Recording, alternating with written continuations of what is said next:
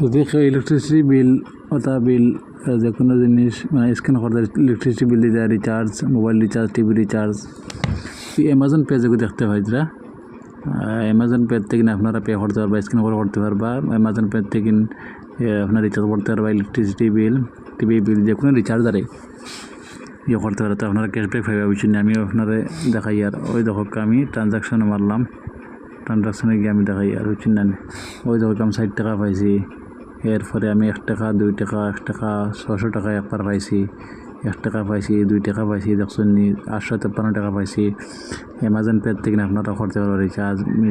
যে কোনো পেমেন্ট করলে মানে আপনারা ক্যাশব্যাক পাইবা, বা train ticket, flight ticket Amazon pay থেকে করবা, পরে একটা ক্যাশব্যাক দেয় আর বুঝছেন না। যারা নতুন খুলবা তারা আর বেশি পাইবা, বেস্ট অফার পাইবা বুঝছেন না। ও তো খানো ও অ্যামাজন পে প্লে স্টোর পাইবা, ডাউনলোড করে দিবা বুঝছেন না।